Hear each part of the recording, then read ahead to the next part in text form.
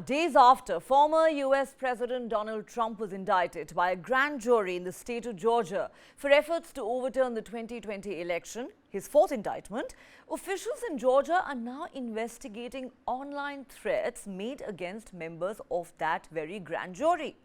Personal information, including the addresses and photos of the jurors, have been shared on right-wing platforms with suggestions that these people be harassed or made quote-unquote infamous. The Fulton County Sheriff's Office says it is trying to track down those behind these threats. The identity of the jurors was made public in the indictment, which is a routine practice in Georgia. But soon after, supporters of Trump, it seems, compiled information available online and posted photographs and addresses on different platforms, including the social media site Telegram. As we said, this comes just days after the jury voted to indict the former president on 13 charges, which include racketeering and election meddling. He has termed the charges politically motivated. Officials say, along with jurors' personal information, threats against them were also shared on these platforms. The police say the threats could amount to jury intimidation. The Fulton County Sheriff's Office has said they take the matter very seriously and would respond quickly to ensure the safety of the jurors. In one message shared on Facebook, a user wrote, "I thought it only fair to share a few names from that grand jury." The post, which included possible addresses and phone numbers for several jurors, was later removed. Then there were other messages posted by users on Truth Social, the site owned by Trump himself, urging his supporters to make sure the jurors cannot walk down the street and to make them infamous. Some posts include violent rhetoric against Fani Willis, the prosecutor who's overseeing Trump's case in Georgia. Two NBC News reporters who wrote about the grand jury incident also had their own purported addresses posted online. And guess what? The FBI is already investigating threats against Fulton County officials. Many are calling this a hit list. Georgia is an outlier in the US legal system as it shares the identity of the jurors, which it says is to allow the public to have greater faith in the legal system. But they don't make the addresses or any personal information of the jurors public. Trump, who is the frontrunner for the Republican nomination to run for president in the 2024 election, has consistently hit out at those leading cases against him. Earlier this month, US prosecutors reported a post that Trump had written on Truth Social to a judge, claiming it was intended to intimidate the people involved in a case against him. And that's not all. A woman in Texas has been charged for threatening to kill Tanya Chutkan, the judge in Washington who is overseeing the federal election interference case against Donald Trump. Last week, FBI agents killed an armed man in Utah who reportedly made death threats against President Joe Biden a few hours before Biden landed in the state. He came to the attention of federal agents how? After he posted a threat on Truth Social, Trump's site. The company alerted the FBI's National Threat Operations Center, and in the midst of all this, a Canadian woman has been jailed in the United States for 22 years for sending a letter laced with ricin, a poison, to Donald Trump when he was president. Now, Trump critics say statements by the former president and his allies continue to inspire violent language and threats online, and this latest episode shows that you don't have to be a politician or government official to be a target. Many are now demanding that Republicans denounce these threats and the statements that inspire them. Earlier this month, following an indictment by US Special Counsel Jack Smith in a similar case on his efforts to overturn his election defeat, Trump lashed out on Truth Social saying, "If you go after me, I'm coming after you." Meanwhile, Trump now says he will no longer hold a news conference next week to unveil what he claims is new evidence of fraud in Georgia's 2020 presidential election. He says his lawyers have advised him against it. Also, Trump's lawyers are now suggesting that his trial in this case should take place in 2026. All right, for more on this story, let's now go across to Ramakrishnan Sridharan, consulting editor with News9, who joins us live from Washington, D.C. Welcome to the show, Shri. Just what's going on here? Just when you think that Trump supporters can't go any crazier, they prove you wrong and do. I mean, in this case, it's not just, some random remark. These are downright inflammatory posts. It seems like an incitement to violence, a target being painted on the back of the very people who recently indicted Donald Trump. To use words like, let's make them infamous, let's make sure they cannot walk down the street.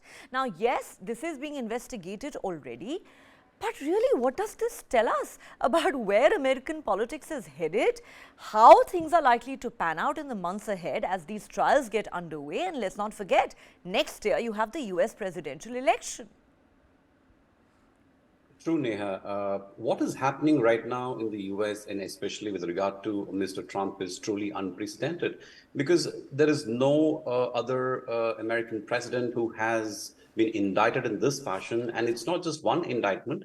In the case of Mr. Trump, we are looking at 4 different indictments which have been brought against him. And that has really divided people, polarized opinion. And there are people who have got, split. There's a big chasm which has emerged in the American society because of what is going on. And unfortunately, at the centerpiece of all this, and what has made such chasm possible or to polarize people, is the role of social media. Well, if you remember, when before Elon Musk bought Twitter, Twitter had actually barred Mr. Trump from the platform, and which is why Mr. Trump went on to create his own Truth Social platform. So obviously, not all Trump supporters or voters are radical, but there are some elements, maybe people with certain issues, particularly mental health issues, who do take these calls very seriously, and they get motivated by such messages which get shared on social media. You talked about the gentleman in Utah who was posting death threats against President Biden. So there are people, who could potentially end up with doing real harm. So that is how the January 6th, Capitol Hill attack also happened. It started on social media, and then real people descended on, the most important institution, the temple of democracy in the US, and attacked it and vandalized offices of senators and congressmen.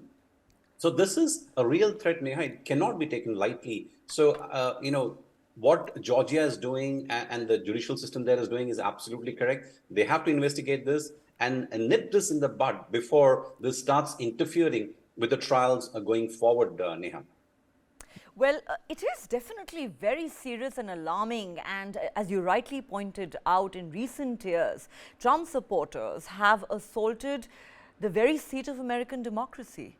There were unprecedented riots on Capitol Hill on the 6th of January 2021, and now you have a situation where Trump, no less, takes to social media and says things like, if you're coming after me, I'm coming after you. That aside, Sri, there have been a couple of other developments in this story. Trump had made this grand announcement that he was going to hold an explosive news conference next Monday. And following that news conference, all these cases against him were going to collapse. That's what he wanted us to believe. Now he says he's acting on legal advice and decided against holding that press conference. Is it legal advice? Has Trump developed cold feet? How would you read it? And also, Trump's lawyers now saying, let's have the trial in 2026. What's the rush? Right.